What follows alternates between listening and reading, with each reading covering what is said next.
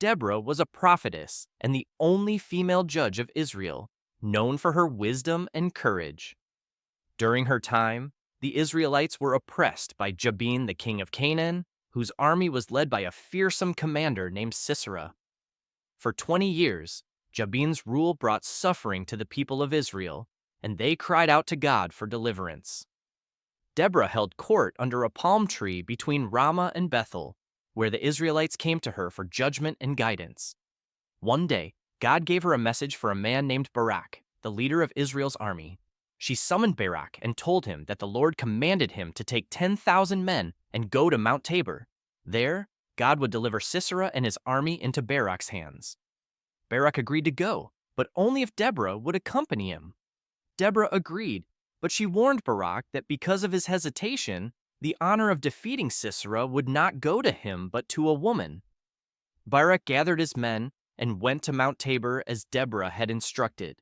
When Sisera heard that Barak had assembled an army, he gathered his own troops and 900 iron chariots, confident in his strength.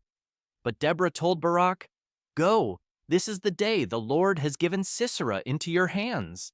Has not the Lord gone ahead of you?" With faith in God's promise, Barak charged down the mountain with his men. The Lord caused confusion among Sisera's troops, and Barak's army overwhelmed them. Sisera's entire army was defeated, and not a man was left. Seeing that the battle was lost, Sisera abandoned his chariot and fled on foot. As Sisera fled, he came to the tent of Jael, the wife of Heber the Kenite. The Kenites were at peace with King Jabin, so Sisera thought he would find refuge there. Jael came out to meet Sisera and invited him into her tent, offering him a place to rest. She covered him with a blanket, and when he asked for water, she gave him milk instead, making him feel safe and secure. Exhausted from the battle, Sisera fell asleep. But while he slept, Jael took a tent peg and a hammer. With great courage, she approached the sleeping commander and drove the tent peg through his temple, killing him instantly. When Barak arrived in pursuit of Sisera, Jael went out to meet him and said, "Come, I will show you the man you are looking for." She led him into her tent, and there lay Sisera, dead with the tent peg still in his temple.